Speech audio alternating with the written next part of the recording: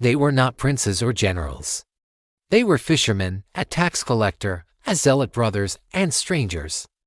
Just ordinary men, plucked from ordinary lives and placed at the center of the most extraordinary story ever told. On the shore of the Sea of Galilee, a teacher named Jesus of Nazareth pointed at them and said to simple words, "Follow me."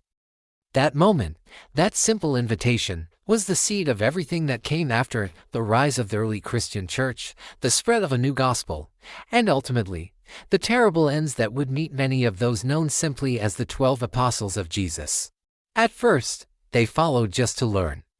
They dropped their fishing nets, abandoned their money tables, and left familiar streets behind to walk dusty roads with their new teacher. They became the very first disciples of Jesus, apprentices in a faith that looked nothing like the rigid religious institutions surrounding them. They watched in awe as he healed the sick, taught with unheard of authority, and forgave sins. They argued amongst themselves over who was the greatest. They were filled with fear, they were filled with hope, they failed spectacularly, and they were forgiven completely. This is how the followers of Christ began: imperfect, impulsive, and utterly transformed by the presence of their leader. After the crucifixion and the world-shattering events that followed, their crippling fear gave way to a powerful purpose. The man they called Master had been taken from them, but whispers of an empty tomb and unbelievable appearances began to circulate, shifting their grief into a mission. The command they received to go and make disciples of all nations became the very heartbeat of their lives. In Jerusalem, frightened voices that once hid behind locked doors became bold proclamations when a new presence, the Holy Spirit, fell upon them. From that day forward, the apostles of Jesus Christ stepped out into a hostile world, and they never, ever stepped back. What followed was not a conquest of swords, but a conquest of witness. The 12 apostles scattered across continents, carrying a single, revolutionary message that life, death, and a new way to God had been revealed in Jesus. Peter, the rock, moved west toward the heart of the empire, the city of Rome, where his preaching would challenge imperial power itself and inspire an entire community to follow. His brother Andrew traveled into Greek lands, speaking in bustling marketplaces and on quiet coastal roads. Thomas, forever remembered as the doubter, ventured east, taking the story to lands far beyond the Mediterranean, leaving a legacy remembered in places as distant as India.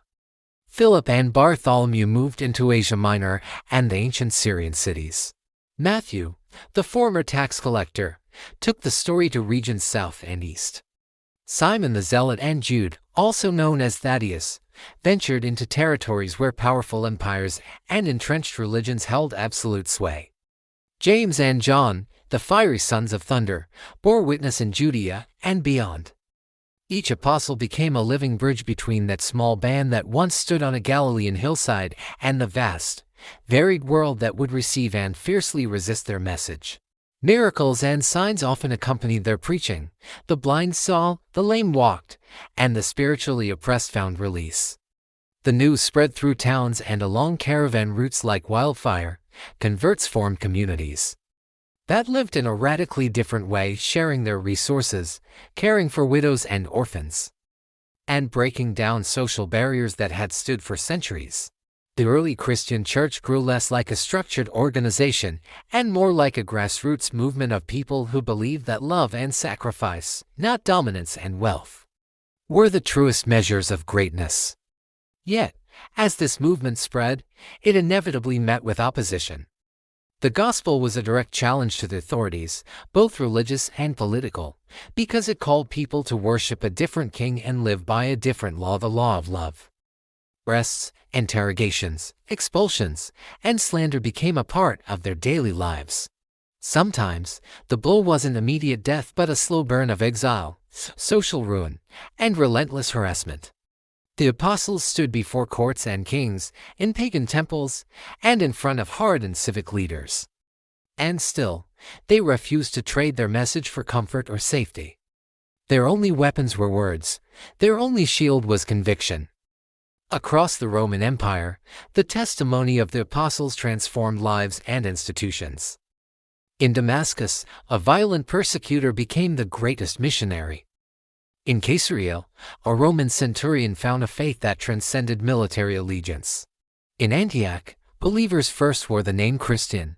The ripple effects of their work can be traced in letters passed from hand to hand, in communities that became beacons of hope, and in practices that would define generations to come. The followers of Christ didn't set out to overthrow governments, they set out to overturn hearts. And in that quiet revolution, the seeds of the future were sown. Time, inevitably, brought the test every believer fears, the final cost.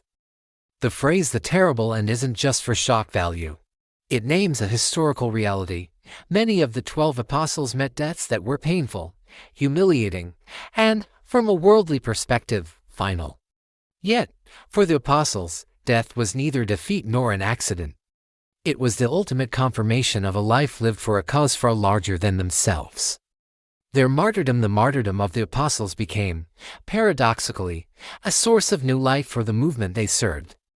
Peter, the impulsive fisherman who once denied his teacher 3 times, is remembered for leading communities in the very heart of the empire. Tradition holds that he accepted execution but refused to die in the same manner as his Lord, asking to be crucified upside down as an expression of his unworthiness.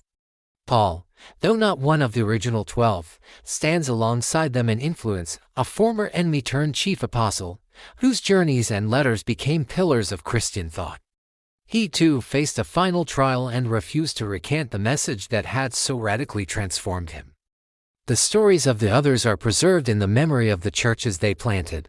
James, the son of Zebedee, met his fate by the sword early on in Jerusalem, the first of the 12 to be martyred. Andrew's witness on foreign shores left a powerful legacy.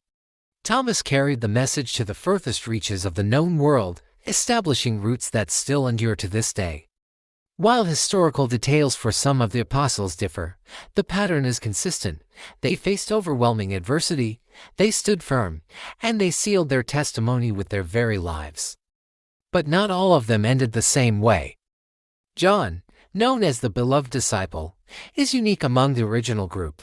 He is the one who survived into old age, leaving behind a profound vision of hope and cosmic renewal in the book of Revelation. His exile to the island of Patmos and his later writings point to a life that endured when so many others could not. That one remaining life allowed the memory and the meaning of their shared journey to be shaped, preserved, and passed down. The legacy of these men, the 12 apostles of Jesus, is not confined to the manner of their deaths. It is found in the communities they founded, the letters that circulated among believers, and the practices of worship and charity that became the hallmarks of the early church. It is in the courage of countless men and women who, generation after generation, answered the same call to live differently because of what they had heard from the apostles' mouths, that love binds, forgiveness heals, and faith endures beyond all suffering. So, if their story is tragic in parts, it is also gloriously triumphant.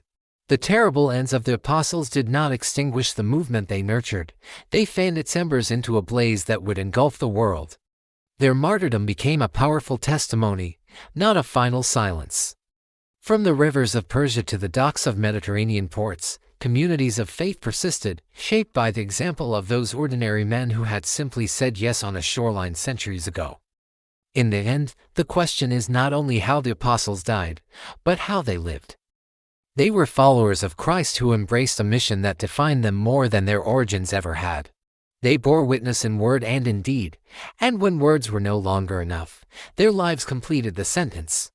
Their terrible ends remembered across history are the final bold strokes in a much larger portrait, a portrait of ordinary people transformed into the apostles of Jesus Christ, people whose faith changed the world and whose legacy continues to shape the lives of billions and the very contours of history. Thank you so much for watching. If this story moved you, please consider liking this video and subscribing to our channel for more content like this. We'll see you in the next one.